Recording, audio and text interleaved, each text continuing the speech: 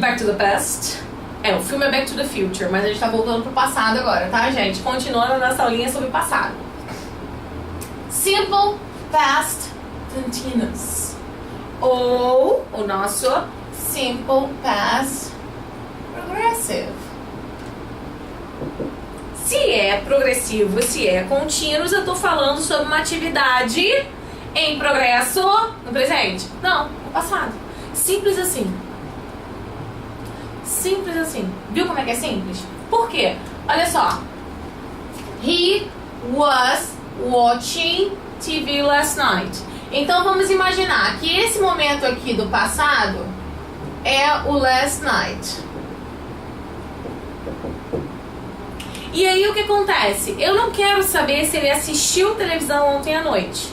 O que eu estou informando é que ele estava assistindo televisão ontem à noite. Então o que é importante para mim é a continuidade da ação e não a ação em si. Então ele estava assistindo TV noite passada. Novamente, quando eu falo de progressive, eu tenho que ter o verbo to be. Dessa vez o verbo to be no passado, mais o verbo principal, que na nossa frase ali é o watch, mais o famoso ing, para eu poder formar o verbo no simple past continuous. Aqui eu tô falando dele. Agora, they weren't studying when I arrived. Olha só, a situação é, aqui é last night. Vou apagar não, vou usar outra cor pra gente poder entender isso aqui, ó. Eles não estavam estudando quando eu cheguei. Então vamos imaginar uma situação. Vou botar aqui menorzinho um pouquinho, tá? Então assim, a ação de não estudar, ela é progressiva, né? Então assim, imagina, olha só, eu tô lá fora, mas eu quero vocês estudando. E aí quando eu chego, como assim eles não estavam estudando quando eu cheguei? Ou seja, uma ação não estava acontecendo nesse momento quando outra aconteceu. Essa ação outra aconteceu que é pontual, ela vem no simple past. Gente, a tradução básica do português, ó, eles não estavam estudando quando eu cheguei. He was talking on the phone when he had an accident. Ou seja, ele estava falando no telefone quando ele teve um acidente. Então eu tenho uma ação que estava em progresso quando outra aconteceu. Essa outra, ela pode ou não interromper a ação inicial. Aqui eu espero que tenha interrompido, né? Porque se ele continuou falando assim, calma aí rapidinho, mas peraí, depois eu falo com você porque eu tive um acidente. Ah, certo, tu vai lá amanhã mesmo? Não, né? Aconteceu um acidente, desliga o telefone, né? Se o telefone não saiu voando em algum momento. Então, primeira situação, uma situação em progresso, somente ela, tô falando sobre ela. Segunda situação, duas situações acontecendo no passado, sendo que uma estava em progresso quando a outra aconteceu. E aqui, what were you doing when the World Trade Center collapsed? Ou seja, o que você estava fazendo quando o World Trade Center caiu. Novamente, o que você estava fazendo quando o World Trade Center caiu?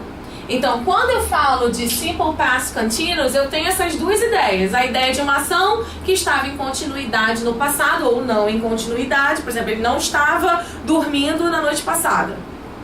E uma ação que no passado estava em continuidade quando outra aconteceu. Lembrando que essa ação pode ser interrompida ou não.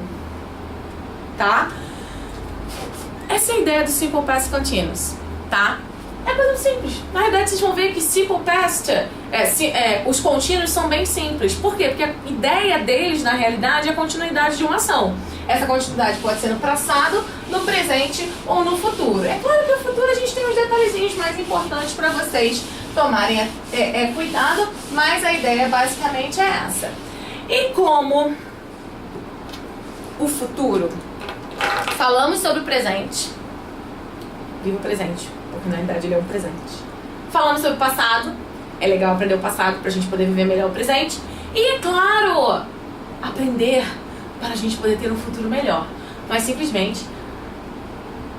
Olha eu esquecendo, gente. Tô ficando louca da negativa e da interrogativa. É porque, gente, vamos lá, né? A gente já falou de verbo to be tantas vezes que eu acho que vocês já sabem de cor e salteado isso. Por isso que eu fico confundindo na situação de mandar a aula. Olha só. Past continuous. Past continuous. Past continuous. Verbo to be, não é? Quem é que vai no verbo to be na negativa? É o próprio verbo to be, gente. Então, Peppa wasn't playing with George. Eu sei, frase estranha, mas tem que levar em consideração que eu tenho uma filha pequena, então eu tava preparando essa aula enquanto eu estava com a minha filha, né? Vamos lá. Mark and David weren't driving. You weren't talking on the phone. Então, quando a gente fala de negativa, gente, é o verbo to be. É o verbo to be, por isso que eu passei direto, coitado. Foi mal. Fica triste não. Interrogativa, vou trocar o meu sujeito com o verbo. Aqui o meu sujeito é a Peppa. Então, was Peppa playing with George? Cara, se vocês puderem ver Peppa em inglês, cara, é muito maneiro. É British English. Aí ela fica, oh, papa, não, oh, daddy, oh. É tão bonito. Tá bom. E de novo. Were Mark and David driving? E o último. Were you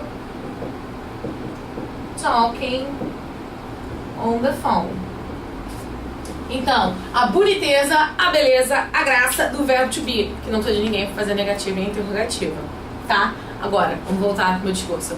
O presente você tem que viver, porque na realidade ele é um presente, não desperdice o presente. O passado a gente usa para viver melhor o presente e para pensar sobre o futuro. E o futuro? Calma aí, deixa eu apagar, senão vai perder todo o efeito. De novo. E o futuro? A Deus pertence. Mas também pertence ao Bruno Mars. Na realidade, o Bruno Mars pertence a tudo, né, gente? Ele é muito fofo. Ele é muito fofo. Mas vamos lá. Bruno Mars. Cause there'll be no sun. There'll be no sunlight if I lose you, baby. There'll be no clear skies if I lose you, baby. Just like the clouds, my eyes will do the same if you walk away. Every day it will rain, rain, rain, rain. Foi mal. É porque essa parte é tão linda, gente. Olha só. Porque não haverá. There will be no. Então não haverá luz do sol se eu te perder, baby. Não haverá céus limpos se eu te perder, baby. Assim como as nuvens, meus olhos irão fazer a mesma coisa se você for embora. Todo dia irá chover, chover, chover. Então, se cai uma interpretação textual, o que os olhos dele vão fazer? Vão chorar, né, gente? Se os meus olhos vão fazer como as nuvens. Se vai chover, o que acontece com as nuvens? Cai água das nuvens, então vai cair água dos meus olhos. Então eu vou chorar. Oh, que lindo. Oh, amor. Mas aí, é tipo assim, eu sempre ouvi música em inglês a minha vida inteira. E teve uma época, é claro, nos anos 90, que tinha as festas americanas, ou hi-fis, que a gente ouvia muito a Charme. E assim, um carinha famosíssimo com isso é o Steve B. Ó a cara do coitado. Isso aqui foi pego na televisão, gente, porque as fotos que eu peguei na internet deles são horrorosas. Então isso aqui foi a melhor que eu peguei. Então assim, vindo eu, depois de anos ouvindo isso, né, anos 90, a gente já tá em muito tempo depois, aí eu ouvindo no carro, ouvi essa música e ficou na minha cabeça, gente. I'll be loving you all my life, till my dying day is through. I'll be loving you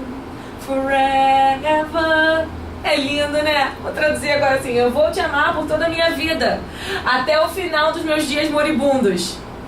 É basicamente isso que ele tá falando. Claro que em inglês fica lindo, né, gente? Em inglês tudo fica lindo. Então, olha só. Enquanto aqui eu tenho o futuro simples, que é o will com o verbo normal, aqui eu tenho o futuro contínuo. Como é que eu sei? Porque eu tenho o verbo to be aqui, ó, e eu tenho o ing, tá? Então a situação é: eu estarei te amando por toda a minha vida, até o final dos meus dias terminar, até os meus dias moribundos e tal, eu estarei amando você. Lindo, né? Em inglês, claro, porque eu vou te amar até o último dia, até o último momento dos meus dias moribundos, não rola não. Então, como eu tava falando com vocês, a gente tem essa situação do simple future e o simple future continuous. Apesar de simple ser simple, o simple future não é tanto. Por quê? Porque eu tenho 3 situações de simple future.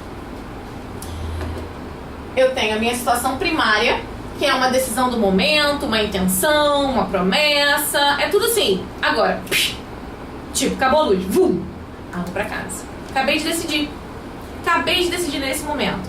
Ou seja, decisão do momento. Ou, eu acho que amanhã eu vou no cinema. Acabei de decidir nesse momento. Na realidade, além de decidir, é uma intenção pra amanhã. E uma promessa. Eu falo com vocês daqui a pouco. Promessa. Eu pego isso aí pra você. Promessa.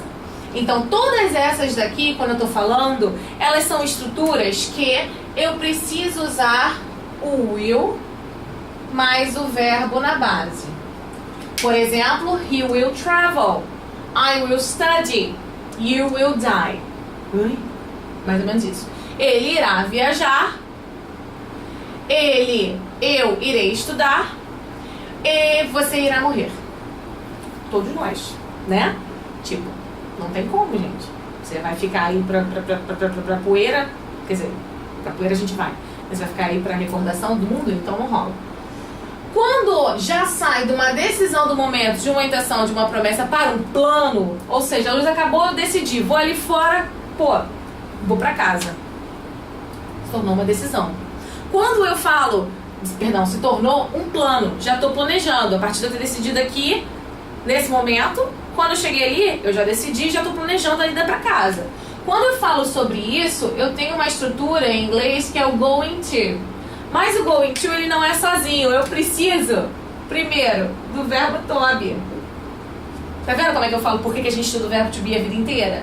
E do meu verbo principal no infinitivo, ou na base. Ó, he's going to travel. Saiu da decisão no momento, da intenção, na promessa, e foi para uma coisa um pouquinho mais concreta. Por quê? Eu já tô planejando. Vamos imaginar a situação. O cara descobre que ele vai ter umas férias. Eu vou trabalhar, vou viajar.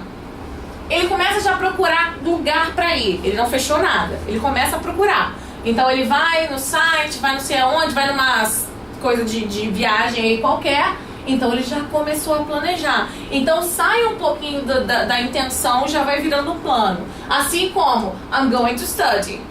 Não, já botei minha cabeça, já cancelei as coisas que eu tinha que fazer, botei minha cabeça que eu vou estudar. And you are going to die. Provavelmente ou você está fazendo planos, tá? Ou você tá doente. Ou tipo, tem um cara com uma arma na sua cabeça. Ai, que horrível, Jesus. Eu queria entender porque eu chego nessas conclusões, nessas frases assim, loucamente. E o pior, não foi uma frase louca que eu cheguei agora. Isso aqui foi preparado em casa. Eu tenho que procurar um pouquinho de ajuda. E aí? Fui da decisão no momento, da intenção, da promessa. Fui pro plano, né? Estou planejando, estou visualizando. Aqui eu já vou com uma coisa mais chamada arrangements, que é uma concretização. Ou seja, um arrangement é uma coisa marcada que você faz. Por exemplo, você vai no dentista, você chega assim, hoje eu vou no dentista. Vou no dentista, deu vontade. Não. Você tem que ligar, agendar uma hora, num dia. Às vezes você pode até ser atendido de emergência, mas você não pode chegar lá e falar assim, vou ser atendido hoje. Então, quando a gente fala de arrangement, a gente fala dessa coisa. Tá muito fechado a situação do futuro para ela acontecer. Quando isso acontece, a gente sai do will, que é intenção, promessa, que é a situação, decisão do momento. A gente sai do going to, que é um plano, e a gente chega nesse carinha que a gente estudou hoje, que é o present continuous. Não, eu não tô falando do presente. Eu tô falando de uma situação que eu sei que vai acontecer no futuro, que eu tenho planejado, quer dizer, que eu já planejei, que eu tenho organizado. Ele decidiu que iria viajar. Ele começou a fazer planos. Cara, ele já comprou tudo, já tá tudo certo pra ele ir. Eu decidi que eu vou estudar. Eu já tenho planos. Eu tô estudando, cara. Já... Olha só. Não passa ligação pra mim nesse momento, não, porque eu estarei estudando. Tá? Essa é a ideia. You will die. Você irá morrer, como todos nós iremos morrer um dia. Você vai morrer. Olha como é que em português não tem diferença nenhuma. Já tem um plano. Você vai morrer. Tipo assim, basicamente a pessoa tá morrendo. O verbo morrer significa tipo... Isso. Aí quando você vê assim, I'm dying. Essa é a ideia. Não é que eu estou morrendo, tá em processo. Morrer, morre, gente. É uma situação de... Eu tenho quase certeza absoluta que isso vai acontecer. E aí, o que eu pergunto pra vocês é... Pergunta e respondo, né? Porque não tem como eu perguntar e deixar perguntado. Se eu vou de uma certeza menor para uma certeza maior, por algum acaso, quando eu falo de arrangements, eu tenho 100% de certeza que isso vai acontecer? Não. Por quê? Porque o futuro é incerto, gente. O carinha pode ter feito tudo. Ele pode ter comprado passagem, reservado hotel, já fez tudo. Chega no dia, ele perde o avião. Chega no dia, acontece alguma coisa que ele não vai. E assim vai. Então, assim, essa situação aqui é uma certeza maior do que essa. Porém, não é certeza absoluta, porque a gente está falando de futuro, tá? Então, o futuro simples não é tão simples assim. Mas, não vou entrar nessa situação aqui, nem nessa, porque a gente está falando, isso aqui a gente já viu, e isso aqui a gente está falando basicamente do verbo to be. Mas essa aqui é nova, do will. É uma situação que... Quando eu falei hoje o dia inteiro, quando eu falava da aula, quando eu falava dos verbos, se não for verbo to be, ou modais. Se não for verbo to be, ou modais. Eu vou ter essa situação. Por quê? Vou passar pra cá e depois eu volto. Quando eu falo sobre o verbo will, eu tô falando de um verbo modal. O will é um verbo de modalidade, ou seja, ele dá uma característica especial ao verbo que ele acompanha. Aqui, a característica especial dele é essa de promessa, intenção, é o futuro. O verbo will, assim como todos os outros verbos modais, ele nunca precisará de um auxiliar. Quando eu falo nunca, é nunca, tá? Então, quando eu falo desse carinha aqui, ó, you will not travel next week. Então eu tenho o will sendo juntado com o not, assim como a gente teve a situação do verbo to be. Só que a beleza do will é que ele não muda de ninguém aqui, ó. She will, they will, you will, I will, he will, it will. Não muda de um para o outro, vai ser sempre o mesmo. Beleza? Então, quando eu faço isso, eu ainda posso usar o will not, fazer a contração que vai ficar won't. Então, ó, corto isso aqui e o will not vira um won't. Quando eu faço isso, eu estou fazendo a minha negativa. Se eu não preciso de auxiliar para negativa, por algum acaso eu preciso auxiliar para afirmativa, para a interrogativa? Claro que não. Então, o que vai acontecer? Eu vou usar na frente do meu sujeito o will. Will you travel next week? Posso fazer assim, quer dizer, posso fazer não, tenho que fazer assim a minha interrogativa. O que eu ia falar do posso é, assim como o verbo to be, o verbo will, eu também tenho essa possibilidade, ó. You. Fica bonito, né? Aqui, ó. They'll get married, they got married, they got married. Aí isso quase não aparece. E esse daqui, ó. She'll be staying. Quando eu faço isso aqui, é a mesma coisa do will anterior.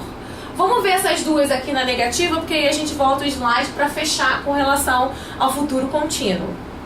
Quando eu tô falando a negativa, a mesma coisa. Apesar disso aqui ser o futuro contínuo, quando, ó, she won't be staying with some friends.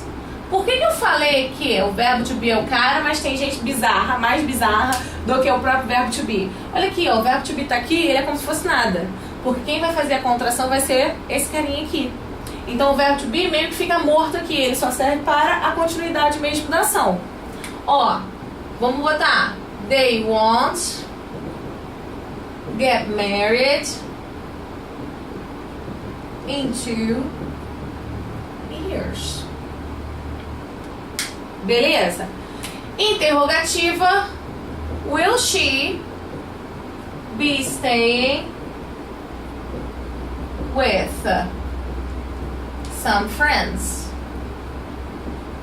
E will they get married in 2 years? Por isso que eu falei tantas vezes, se não for o verbo modal, se não for o verbo modal, se não for o verbo modal. Por quê? O verbo modal, ele tem uma maior mobilidade do que até o mesmo verbo to be. A gente vai ver quando a gente estudar o verbo modal, algumas características do verbo modal. Por exemplo, o verbo modal não muda de pessoa em pessoa. O verbo modal, ele faz a interrogativa e negativa sem auxílio de ninguém. E assim vai. E pra gente terminar, eu vou estar terminando essa aula com uma coisa que tem estado fazendo sucesso no nosso Brasil por causa de uma tradução errada. O gerundismo, que está agora em nossa vida loucamente. Aqui, ó. Olha esse carinha aqui.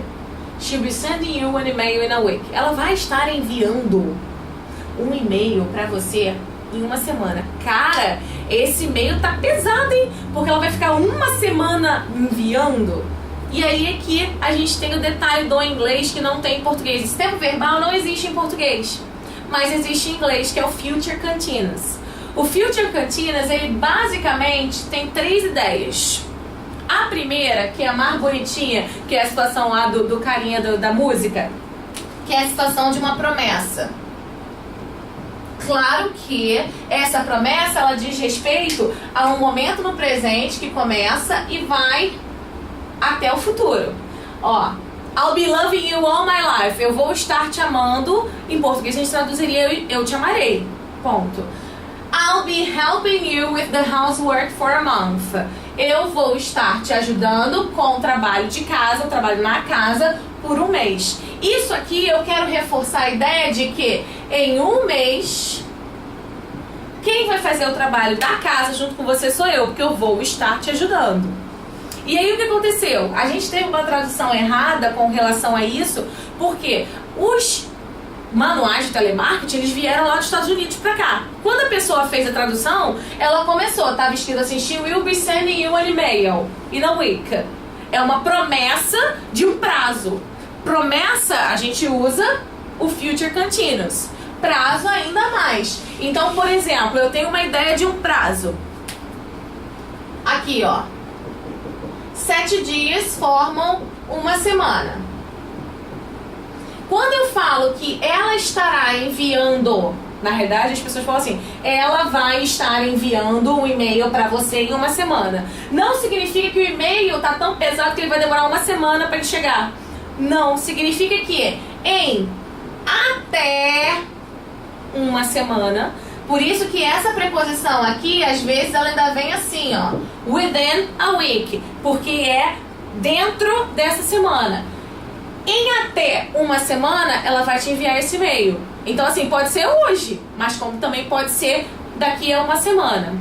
Então, assim, quando a gente fala de o futuro continuous, eu sigo basicamente a mesma estratégia dos outros contínuos. Só que aqui eu tenho o will, mais o be, mais o action verb,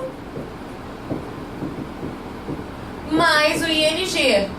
E dessa vez não há forma de contrair o verbo to be, porque quem manda nessa história não é mais o verbo to be, é o will. Essa é a ideia. Então aqui, quando eu tô fazendo essa daqui, além da situação da promessa, eu estou falando sobre a situação do prazo. E a última ideia com relação ao verbo do future continuous é essa aqui. By this time next year, vamos lá, em um ano, aqui é um ano. Então, mais ou menos nesse período, o que vai estar acontecendo?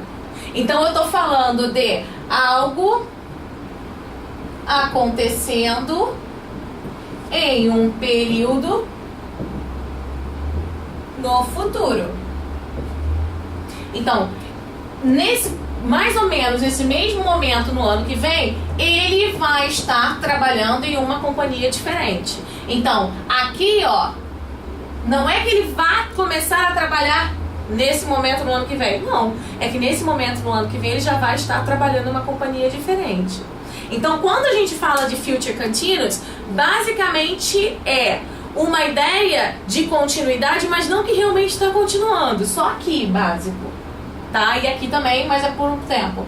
Aqui que é a tradução errada dos nossos telemarqueteiros, é a situação do prazo, que em até esse momento ele vai estar enviando alguma coisa, estar fazendo alguma coisa.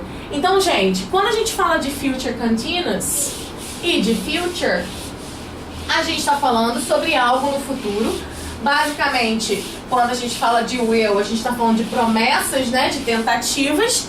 Então, olha só. We will be studying the perfect tenses next class. Ou seja, nós vamos estar estudando os tempos perfeitos na próxima aula. Gente, obrigada. Bye, bye, bye, bye. See you later.